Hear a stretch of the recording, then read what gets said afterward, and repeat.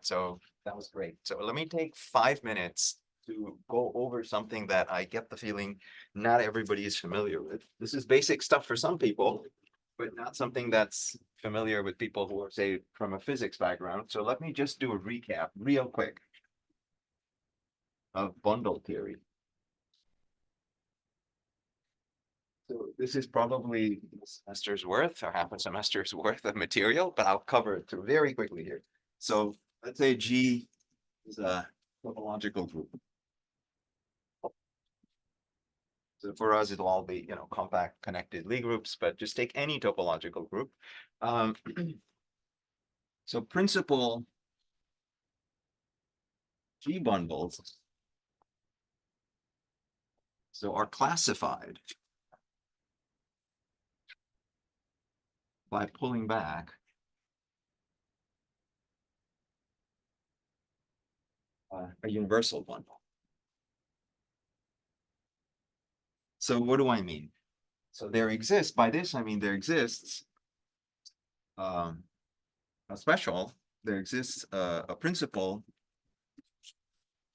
G bundle. I'll write it as EG over BG. Since it's a principal G bundle, this space EG is just EG mod G. So I remind you what a principal G bundle is. It's a total space that's a free G space. So this space admits a free G action. And this this map is locally trivial. So you break this up into open sets where this becomes just a product locally. And you can pull back this bundle to get any principal G bundle. So if E over any space B is a principal G bundle, so G bundle, there exists a map F to BG so that this is a pullback bundle. And F is uniquely defined up to homotopy.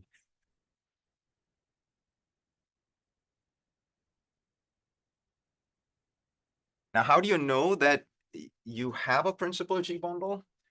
That you have a universal G bundle? This guy is called a universal G bundle. I said that. How do you know you have one? Well, the good news is all you need is a space that's nice enough as far as G goes and contractible. So all you need is a free contractible G space with some conditions that I won't really get into. And you have a universal G bundle. So to get EG over BG, all you need is a free contractible G space. EG. So it doesn't matter where you come up with it, as long as you found it, you have this thing that satisfies these conditions. Now, so what you could do, so what's good about these spaces EG and BG? So properties. So X is a G space. So I'll write it. So let me introduce some notation I will use later in the talk. Write it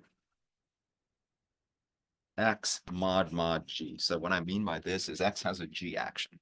This is my notation. A space X with a G action is written as such. I can construct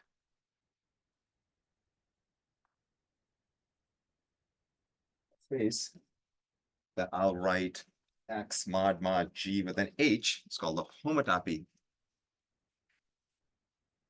orbits.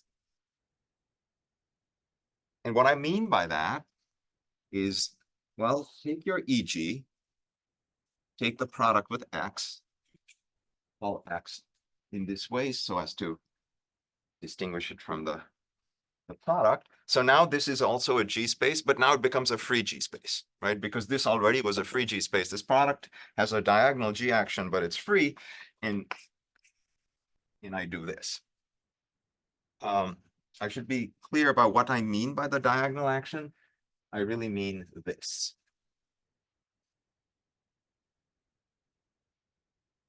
It's sort of like a skew diagonal action.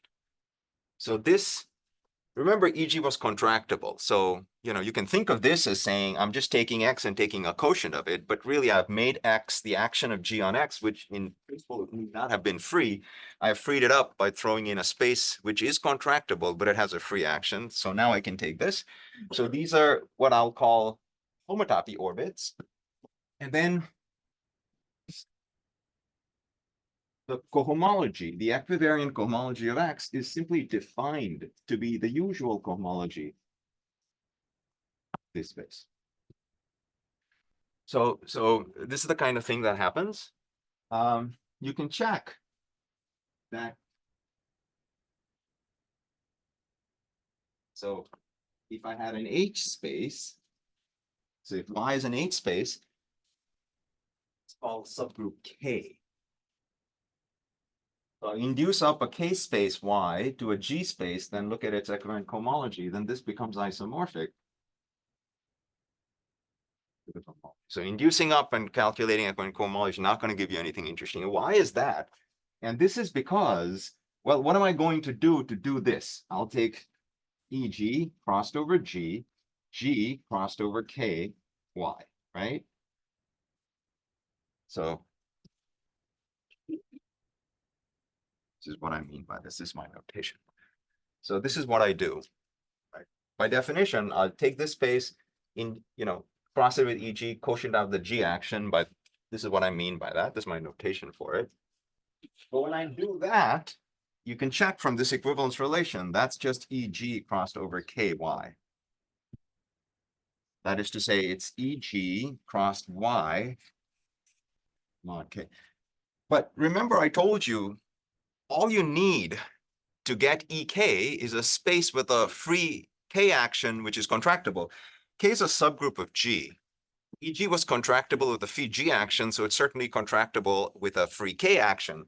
And so here I'm just choosing my model for EK to be EG. So this is a well-defined, this does not alter anything because I've just chosen a different model. And so this does give me, this is the same as EK crossed over K. So that follows from this. But let me also point out something I said last time. So reduction of structure group. So imagine you had a G bundle. So remember, G bundle was pulled back by a map from B to BG. Like so, this map pulls back the universal bundle to get a principal. This is a principal G bundle. You can ask, when is E extended from a K bundle? So here K is a subgroup of G. i.e., when can you write E equivalent to, let's say, E prime, which is a K bundle, by extending the structure group? So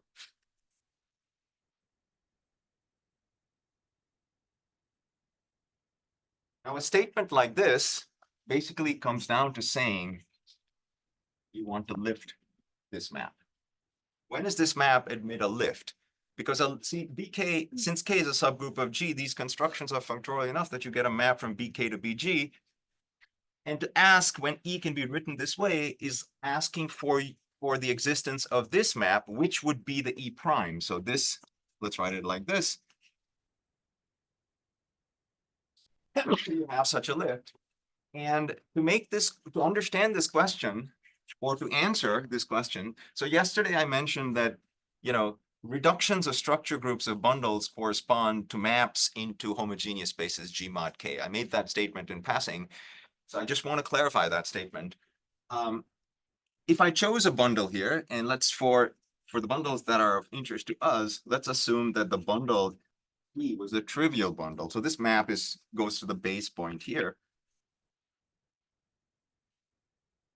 So let's say this is just the map that kills everything, maps it to a base point. So what you're asking for is a lift of the map to the base point. Now, if this were a fibration, which is what I'm about to do in a second, a map to this that lifts here is simply a map to the fiber. Right? A map that lifts here, a lift of this trivial map is simply a map to the fiber because you're working with the base. But let's talk about the fiber of this. I'll write BK as EG crossed over G with G mod K. Right? Remember that this is just EG mod K, which is BK. So writing BK as this, it becomes clear that the map from BK to BG has fiber G mod K. So what I've just described is, well, I've just given you a reason why the reduction of structure group of a trivial G bundle to a K bundle is parameterized by maps from B into the fiber, which is G mod K. So implies reductions of structure group of trivial G bundle to K correspond to maps into G. So I made, I had a statement last time that you're mapping into G mod P or G mod something, and those maps parameterize reductions of structure group. Well, this is the reason why they do. Okay, so that was my recap of my bundle theory, and I don't think I'll need any more than what I've just told you for my talks, but I'm happy to answer questions about yesterday or about. So let's talk about where we ended last time. So, so we had subgroups of UN. We'll call them G sub I for I between 1 and n minus 1. Where GI was this subgroup of UN where you had a 2 by 2 U2. And the rest was just the diagonal subgroup. This is between I and the I plus first spot. GI clearly contained the maximal torus.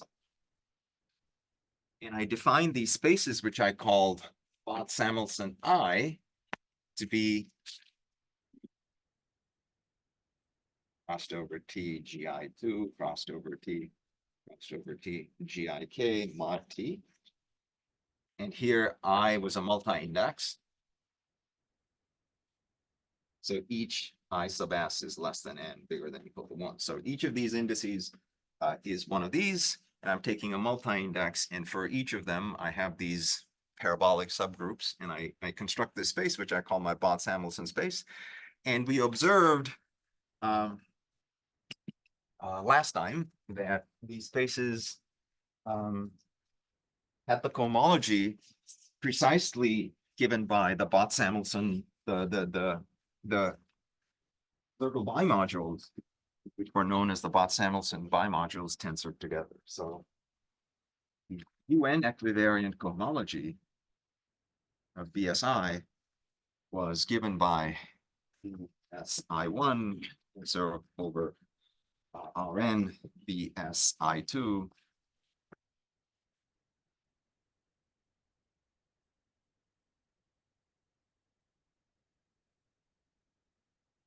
and I remind you that BSI was just Rn tensor over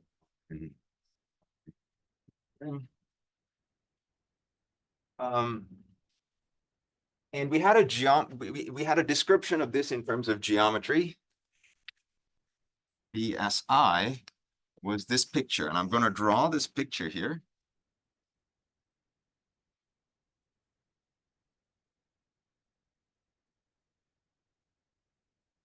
That right? Yes.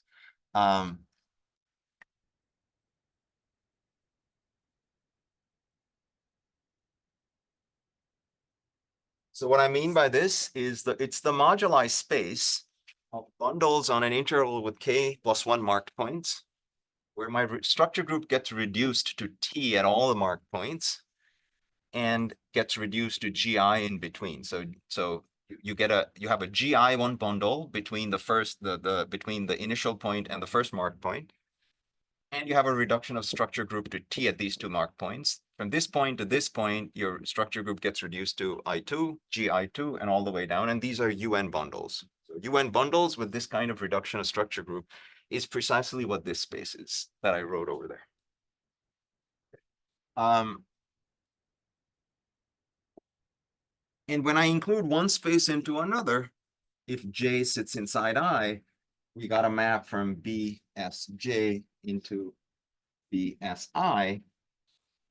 And this corresponds to a map from, in cohomology, BSI, BSJ, where BSI is this tensor product. So let's do an example of this map. Let's do the easiest example, essentially the one that Rouquier used to construct his categorification. Let's just look at I being a singleton and J being the empty set. Let's try that.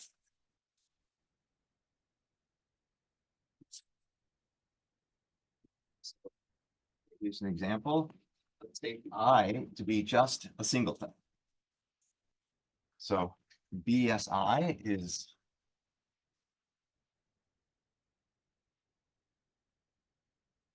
and let's take J to be the empty set. So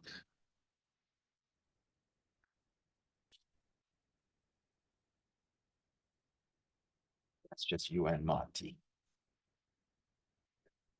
So there's clearly, since T sits inside GI, you have an obvious map, BSJ. That's the map we've talked about.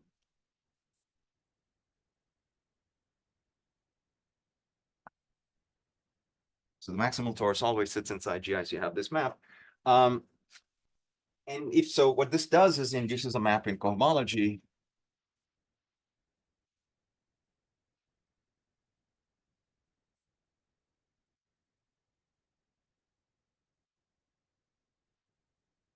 And, you know, I had on the board what this is. This is just the cohomology of T of a point, because you're inducing up from a point. That's just Rn. And this is BSI. A map from BSI to Rn. And you can check from, you know, so this thing had two maps to UN mod T that I talked about last time, the alphas and the betas. You can compose this inclusion, this inclusion that we had that I didn't actually write out. That did I write it out? There's an obvious inclusion, right? From this guy to this guy. That inclusion followed by the two maps I had, the identity maps.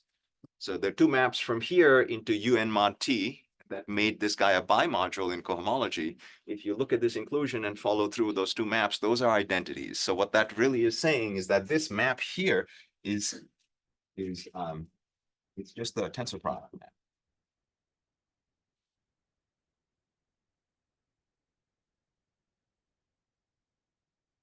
And so this is CI.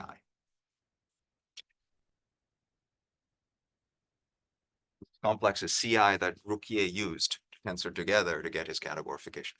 So, you know, this generalizes to that long chain complex. So if you wanted a chain complex that gave you a categorification of a braid word, what you would do is take this multi-index, you know, look at these spaces and look at all subspaces, subsets inside I, where you're dropping some indices and get a chain complex, and that chain complex would be precisely the one that Rouquier used.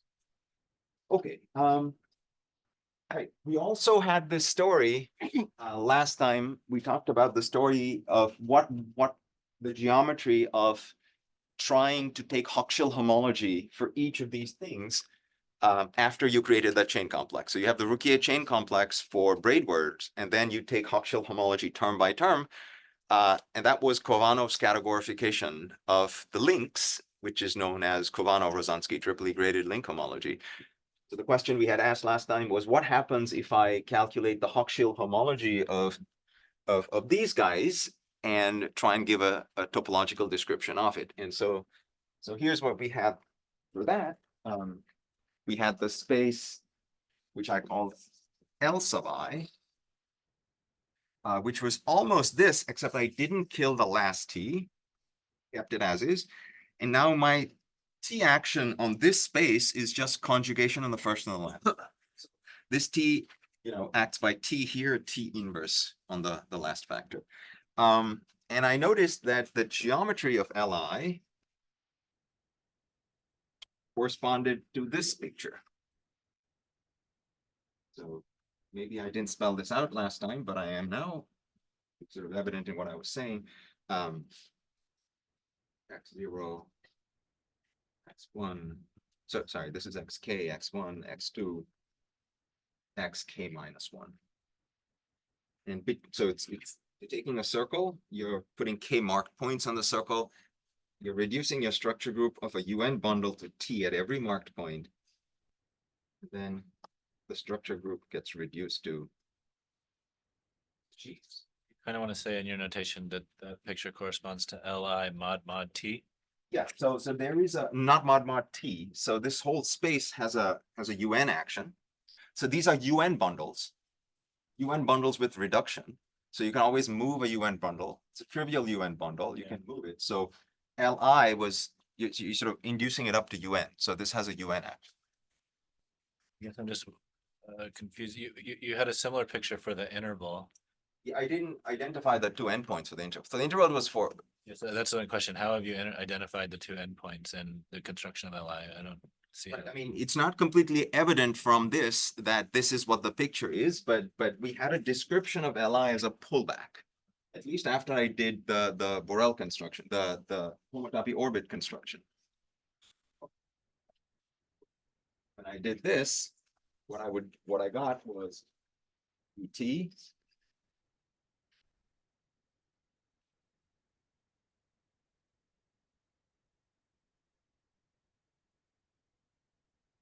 This was a pullback diagram I had. And I should point out that it doesn't look like a pullback. This was a T fibration, right? I mean, if you look at the fact that I haven't killed the last T, there is an obvious projection map to BI, which is a principal T bundle. I'm claiming that principal T bundle is classified by this map. And the obvious confusion here is this map looks like an inclusion. How in the world would you classify a fibration by an inclusion? But here again, I'm using this fact that I have a freedom to choose the model for BT that I want. So the model that I really choose is E T cross T crossed over T cross T, where the diagonal, so T, the action of T cross T on T, which is the conjugation action. Okay. T cross T acts on T by conjugation. And if you look at this, this is just E of T cross T mod the diagonal subgroup, which is a model for BT.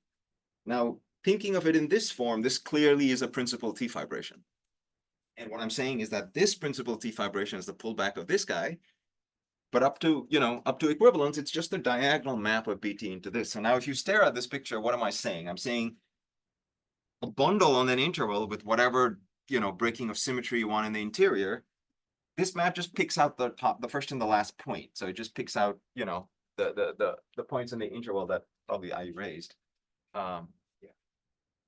Yeah, right. So that map, the bottom horizontal map, is the map that just remembers this and this bundle, right? And then I'm saying that those two bundles are canonically identified by this map, and therefore I'm gluing them together to get a map on the circle. Yeah. Can you generalize this to identify different points on the interval?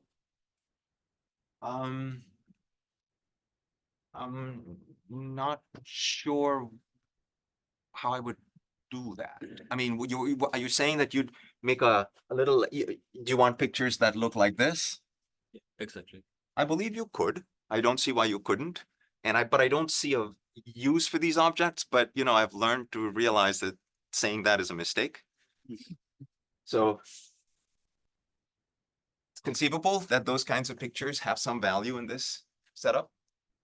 I'm not going to use them.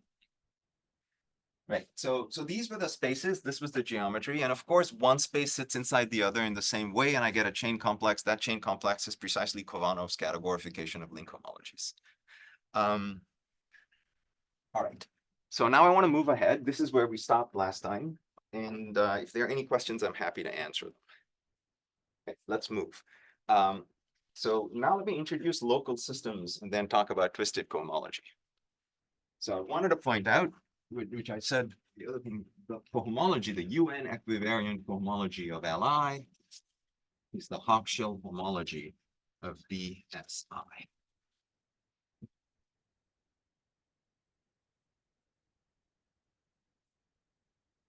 Now let me talk about twisted cohomology. Sorry, local systems and twisted cohomology.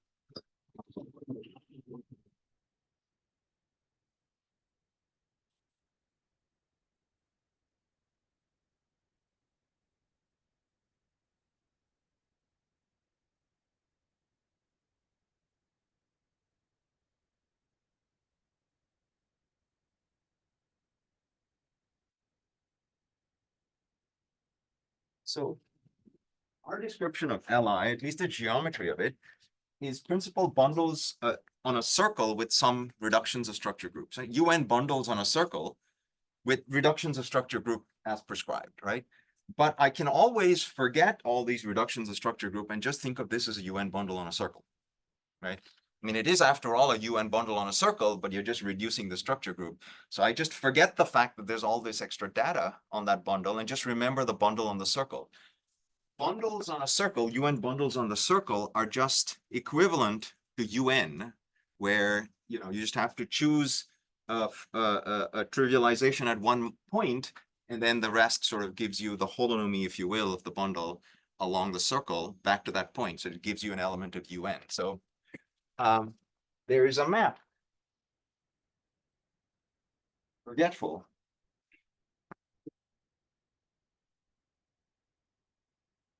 Called Li to UN. And I will use my notation that I introduced. I think of this as a UN space. And this UN is also thought of as a UN space under the adjoint representation. So the UN action here is conjugation. So Li is a UN space. And I'm claiming that there's a UN equivariant map from Li to UN. It just forgets the marked points and it just remembers the entire bundle. What does this map do? So this guy, I remember, it was given by UN crossed over T, GI1 crossed over T, GIK. That's what it was given by. And I want to get you a map from here to here. That's UN equivariant. What am I going to do? There's an obvious choice. Let's just give some elements that represent something. So an equivalence class of this is an element in here.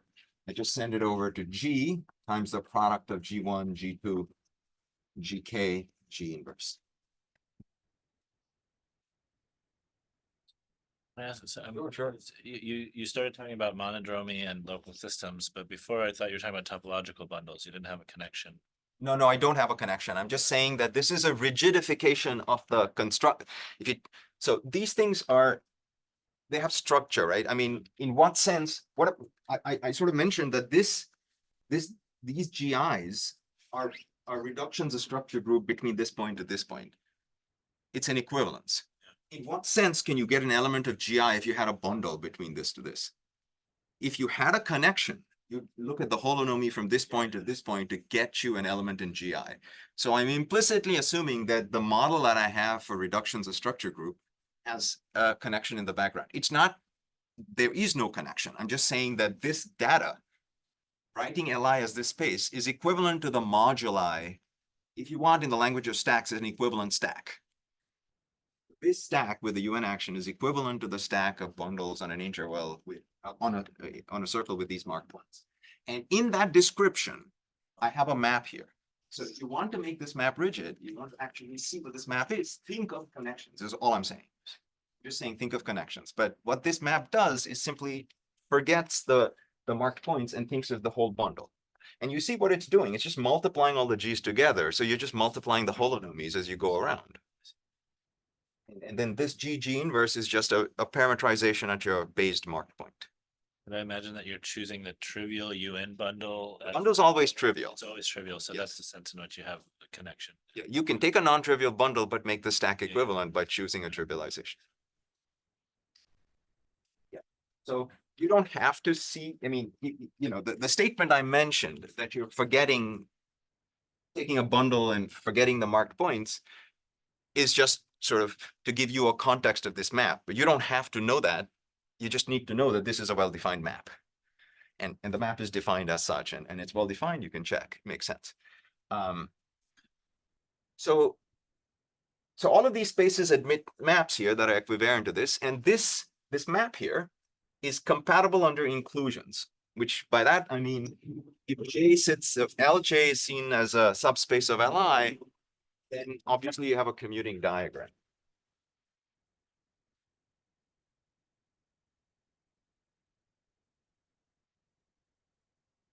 So this diagram commutes. So what that says is that the entire chain complex we talked about sits over UN, right? So this implies Kovanov's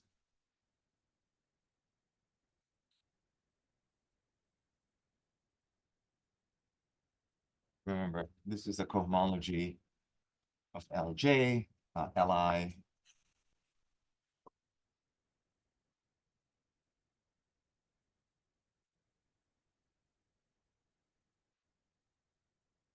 Is complex of modules.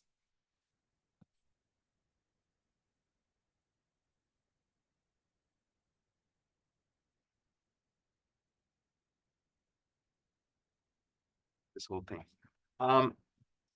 So what could I do? What I could do is to take odd classes in here, restrict into each of them, and think of those odd classes as differentials over here, right? To do that, there's nothing stopping me from doing that. So what if we took odd classes?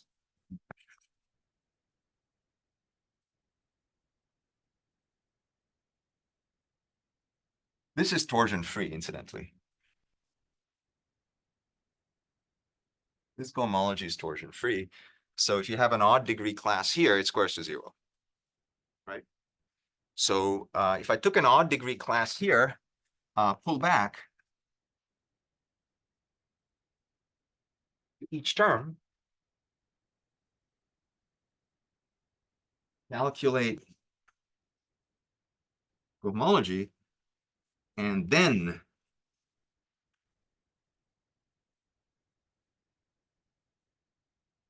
I could do that. There's nothing stopping me from doing that, right? This, like I said, all maps are natural with respect to the map over this. So I could calculate term by term cohomology and then calculate this chain complex. I'd get something potentially interesting to look at.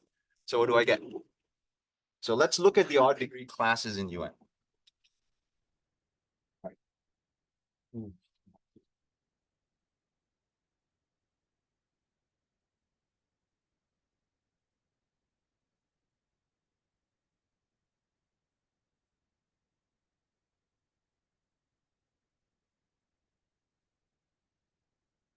Should I think of this like index inclusion as like crossing resolutions that we're? That's exactly what it is. So there's an alternate way of thinking of Kovanov homology where they take a link and they just like generically project it onto a plane. And then what happens is you have these crossings and then you resolve the crossings to get, you know, a complex. It's called the cubical complex. So And if you think of the link as the closure of a braid, there's a canonical choice of doing that. Just, you know, it's the blackboard projection. You see, I've shown you a braid as crossing, so I can project it down. In fact, those are the pictures I drew. And so there are canonical crossings. And if you do the cubical complex for that projection, you get this complex. That's exactly what it is. but here I only sort of see the like vertical resolution where you place your crossing with identity and not this like other one where you have evaluation co-evaluation. They're taken, all of them are added up together. So in the cubical complex, you have to sum them all up along diagonals, right? So it's a multi-complex, it's a cube. But to get an actual complex, you have to sum along the diagonals. So those have been already summed in. So notice that each of the term here is a sum, right? Yeah. There are 2 to the n possibilities here because you're taking all subsets of I. So there are 2 to the n possibilities. So if you take all the sum n's here, there are 2 to the n possibilities. And that's exactly what the cubical complex also has. It has 2 to the n possibilities. So it's the same thing. Maybe you want to remind us that you had computed the homology of Li and it had it was a two-step chain complex. That's correct. Built Yeah. with the two terms. Yeah.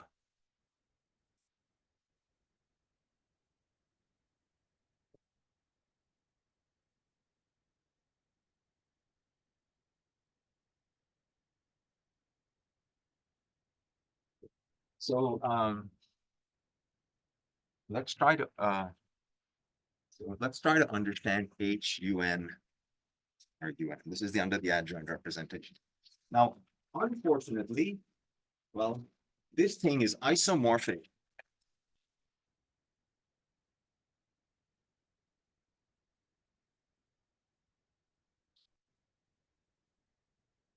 It's isomorphic to this. It is not canonically isomorphic. There is no way to make this thing canonical, as far as I know, integrally. And the reason is this.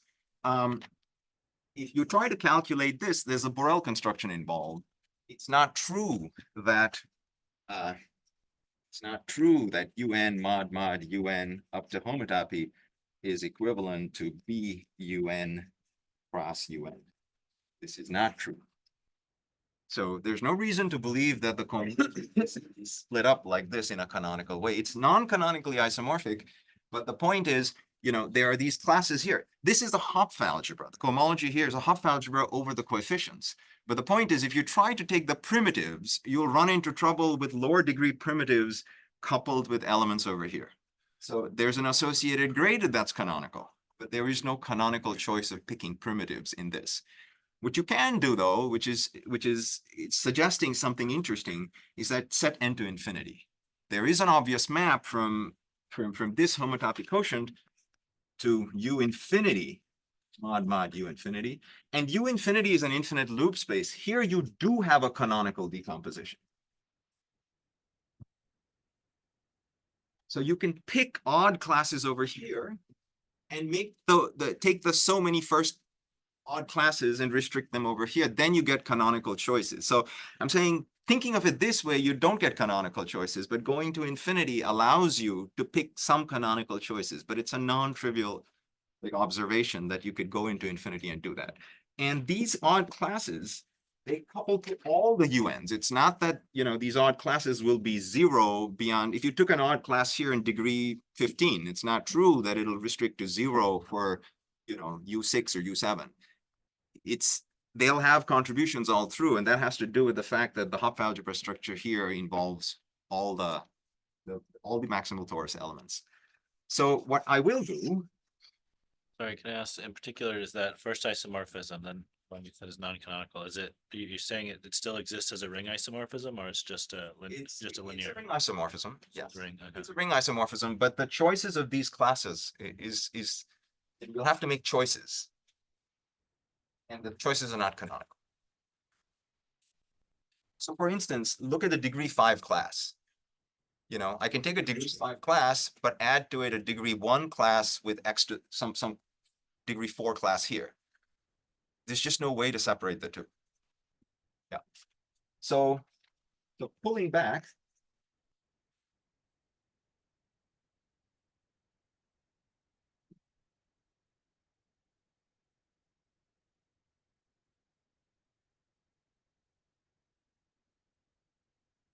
Call them D1, D3 odd classes. And I call them D because they correspond to differentials when you restrict it to each of the terms over there. They're odd classes, they square to 0. So let's do this. Let's do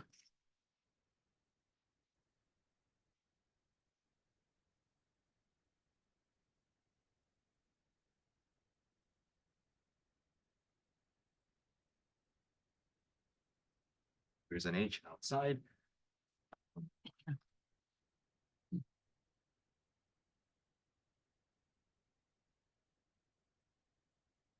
Where I pick some dn, fix it, fix my n, take that n, do these, right? So I'll get groups here, and they also assemble into a chain complex.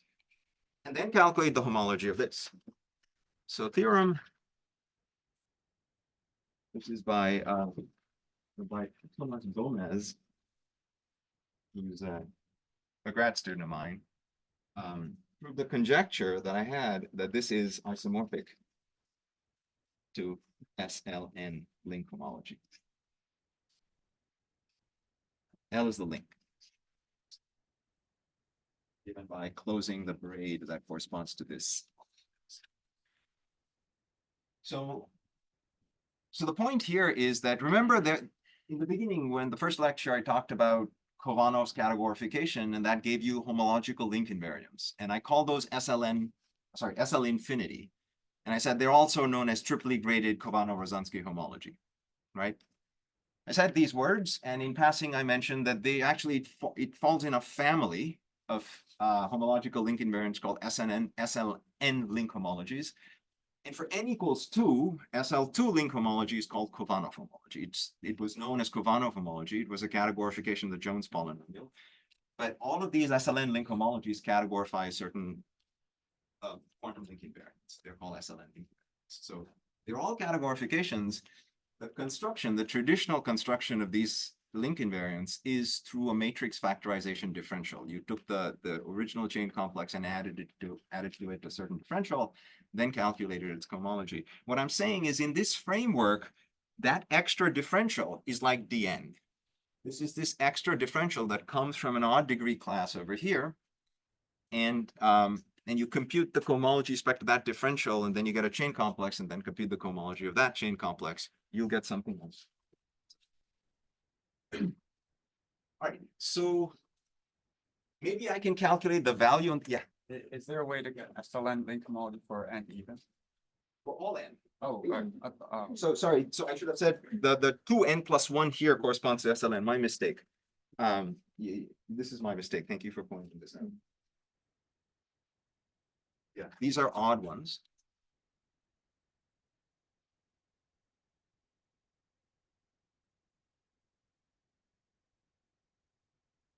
Any more questions? Let's do a very simple example of the unknown. So D1 is SL2, that's the. No, D1 is, it's the stupidest one. D1 is not something you want. Okay. So did I get that wrong? No, I just couldn't read the Oh, subscript. sorry, I should have said Dn minus 1, no? I always screw this up, right? So for n equals 0. No, you got it right? Yeah, n equals The 0. first interesting one corresponds to D3, and that's Khovanov homology. So, minus 1. 2n minus 1.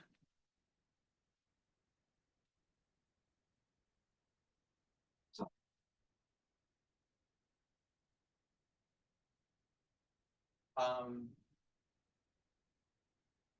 let's do an example of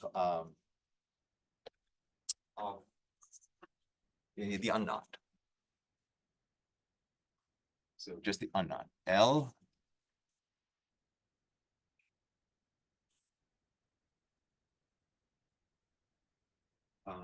This is the unknot.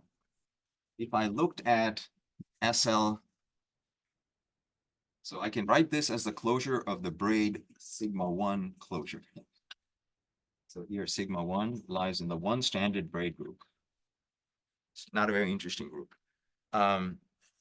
Then SL infinity of the unknot, well, what am I going to do? I'm going to calculate the cohomology, the U1 equivariant cohomology of U1 crossed over T of T itself.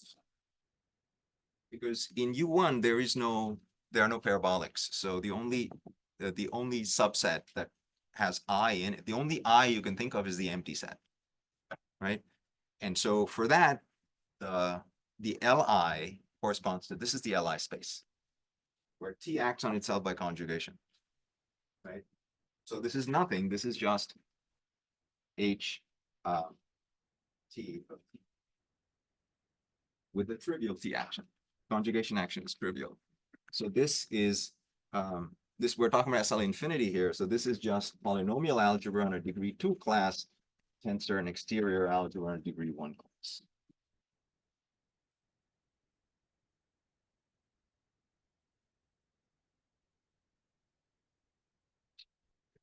That's the SL infinity Kovano-Rosansky homology of this. Now, Tn corresponds the odd class y1 x to Dn.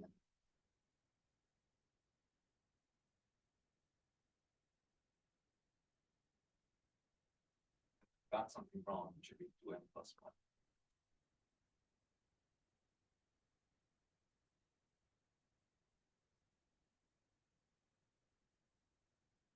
I apologize, I've got the degrees wrong, but what I said is correct, and I have to think through why the degrees don't work. But this is what the differential dn must correspond to, y1 x to the n. So that's my odd class on this. So if I look at the cohomology with respect to this class, what am I going to get? If you work that out, the cohomology of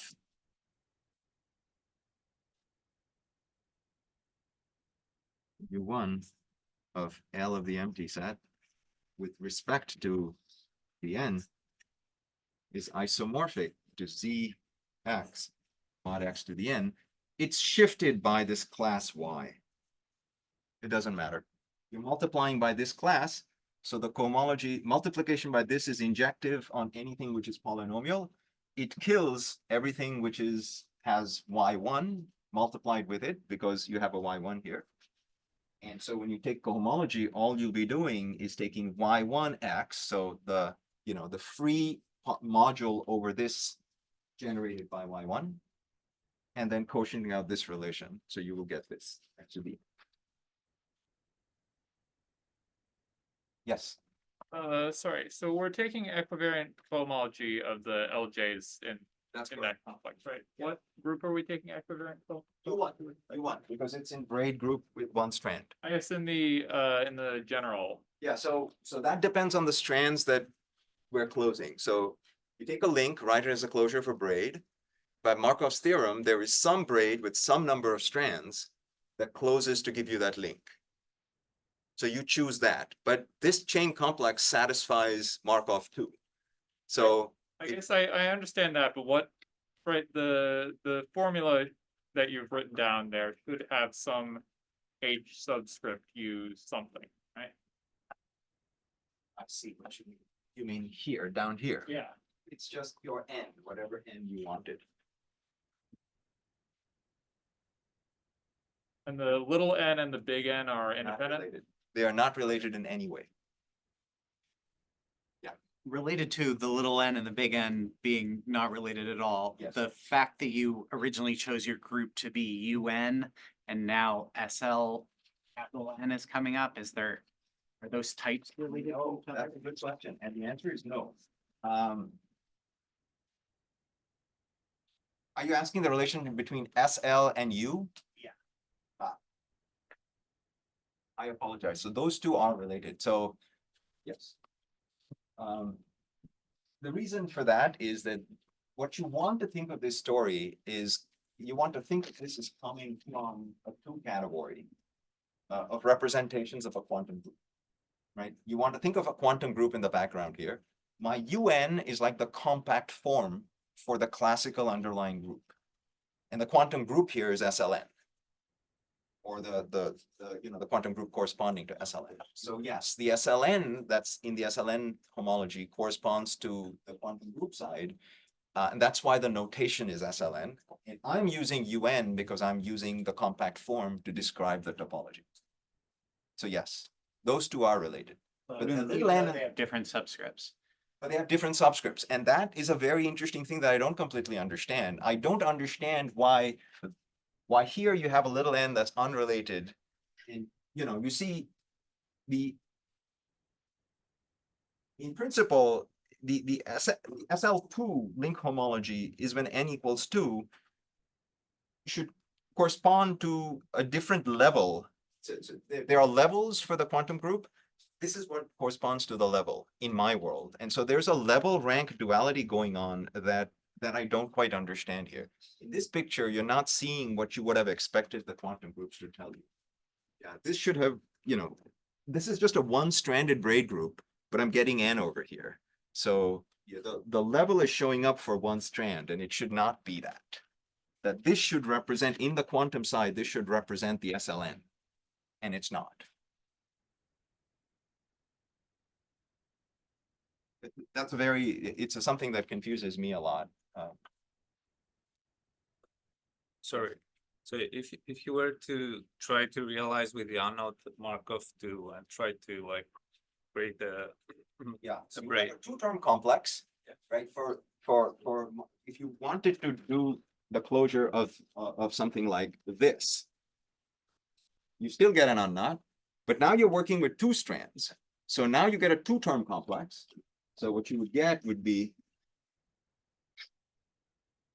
L, there's just one here, so L1 mapping into. This is your two-term complex, right? And it'll turn out that this map is injective and the co-kernel is isomorphic to that. So you can work out what the homology here is, and it'll turn out to be isomorphic to that, but in a non-trivial way. and this like Markov 2 is holds for any fixed capital N or That's correct. As long as it's a statement about links, right? So you can choose as many strands as you want, as long as you end up with the unknot. But then you have a harder, more complicated chain complex to work with. You calculate its homology, it'll turn out to be the same. Other questions? There isn't some kind of degree shift that like Markov 2 works exactly and here not you- up to some. So if you normalize the chain complexes correctly, which I have ignored, I have not gotten into saying, where I said there was a chain complex. I didn't say which one is 0, which one is 1. There is a normalization for which everything works out correctly. And you see here, you see a shift, right, by 1. So I should have really shifted everything down if I wanted this to be honestly a quotient. So you will see that happening a lot. Other questions? Yes. What do you mean by E of Y? I just mean that, I write this guy as a module over this. It's a rank 2 module because this is an exterior class. I get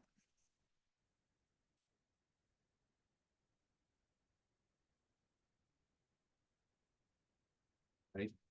That's what I mean. And the homology is detected on this because this map multiplication by this is clearly injective on this, right? When you multiply by this class, there's no kernel. So this guy goes over here under this multiplication, and the co-kernel will then be just this. I want to point out that what I just did here is not really the right story. It's just an artifact. It's a way of getting to the right answer by just pulling back odd classes.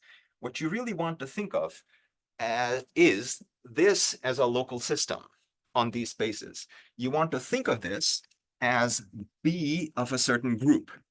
So remember what a local system is. A local system is a map from a space to the classifying space of a certain group that acts on your cohomology. Typically, these local systems have discrete pi. In our case, the pi is not discrete. In our case, what would pi be? Pi would be the loop space of this. So in our case, this is B of loops of UN. So what you would really want to do is to calculate the cohomology anytime this group acts on your cohomology. Right? So when we set up that chain complex without these DNs, I just had singular equivariant cohomology. Right? And I calculated and I got the triply graded link homology. Now I'm somehow using the cohomology classes from here to calculate a differential and then doing that cohomology. What's the topology here? What I'm claiming is that what's really going on is that I have a cohomology theory that has an action of the affine Grassmannian. That's what this is. This is the affine Grassmannian, the loops on the UN. That acts on my cohomology, and I'm calculating twisted cohomology of this with respect to that to get these. And it's a calculation with a simple spectral sequence that twisted cohomology has parameters. These are the parameters of the twisted cohomology. D1 and D3, those are the parameters. You have a choice. And I can specialize the parameter to be any one of these differentials, and then twisted cohomology ends up being this. That's the statement I'm making. So the question here is, what is the cohomology for which there is an action of this so that I can calculate twisted cohomology with respect to? It has to be related to singular cohomology because after all, I'm doing singular cohomology first and then looking at a differential. So let me point out what that is, what that cohomology is.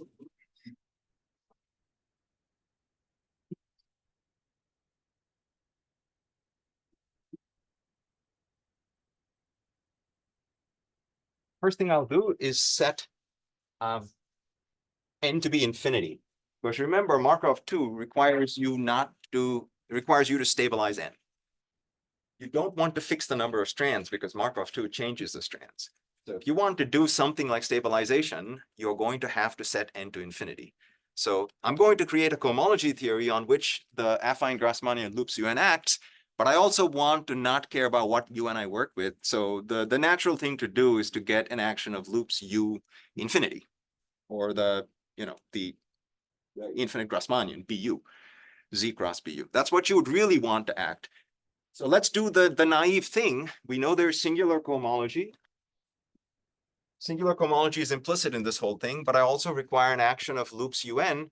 I realize the loops UN should really be replaced by the loops U infinity. So let's look at the group ring for that. So the twisted cohomology is, I'll write it as loops U HZ. So this is equivariant cohomology, singular cohomology. This is, it's an infinite loop space. So you could smash it, you tensor it with this, you'd also get a ring spectrum. So this is a ring object. So this is Z cross BU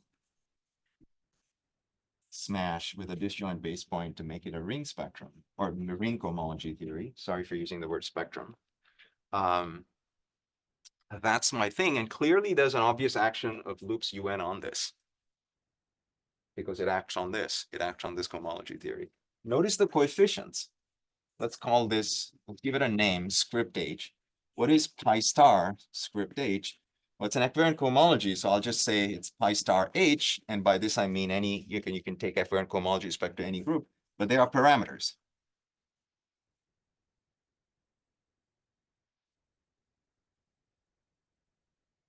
This is the homology of Z cross BU. These are my parameters that correspond to those differentials. They are shifted. These are even degree parameters.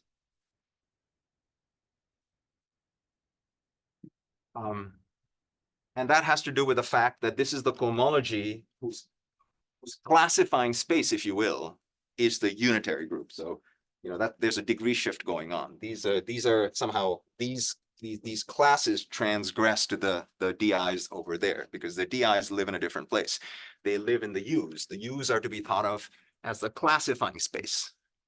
So you have these odd classes in the U's, or you have these even classes here in the cohomology, but these are your parameters, the twisting parameters, if you will, that you can choose to specialize.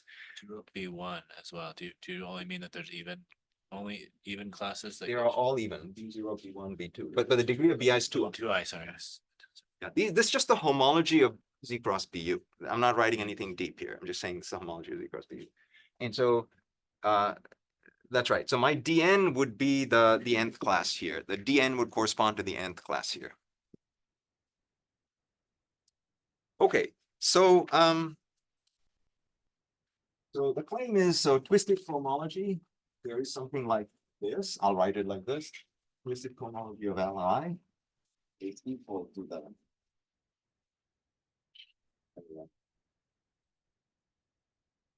say n when I've specialized one of these guys.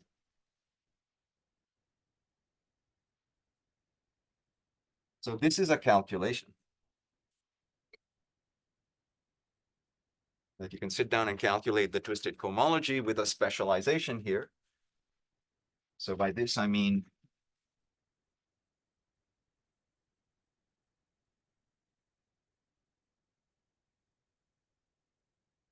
specialization. These parameters are being set to certain numbers to get this, and that corresponds to this cohomology, and that gives you what you do, and that's the SLN cohomologies. Okay, so right. So tomorrow, what I will do is I will give you a brief idea of how. So let's just recap on what we've done. We've constructed topological spaces that do all the algebra, right? We've constructed these BSIs that give you Rouquier's complex under restrictions of J sitting inside I. We've also created these spaces L sub I that give you actual homology of the terms in the Rukia complex. They also sit inside each other as you send, as you include J inside I, gives you a chain complex. The natural question is, do all of these assemble into one global object? In other words, do the J's and the I's and all the inclusions assemble into one single object? And the answer is yes. So tomorrow I'll give you a brief idea of what this global object is that they all assemble into. What it'll be will be a filtered UN object. It'll be filtered by these sort of transparent defects. Remember, I thought of the LJ sitting into LI as a transparent defect. And I'll make that more precise next time, but I'll assemble all of them into one filtered object so that the associated quotients of that filtered object recover the chain complex that you want. Okay, and that'll be a natural object to consider. And then we'll ask about what it means for two such objects to be equivalent. And you want that because, Kovanov's theorem and Rukia's theorem is a theorem about equivalences, right? I mean, two braid words give you equivalent chain complexes. And so there's a notion of equivalence that's non-trivial. And you have to describe what that would be on the level of equivariant topology. So I'll talk about this global object, and I'll talk about what two such global objects, when two such global objects are equivalent as filtered UN objects. And then I'll move on to the TQFT world. I'll try to put everything together. Like I said, I'll seek your license when I do that, because I'll use words that, are beyond my pay grade, like Ibu was talking about today. I don't know what, I will say a word and, we have a sense of what that word means, but there's no definition for that word. So can I use it? Can I not? You'll tell me. All right, that'll be tomorrow.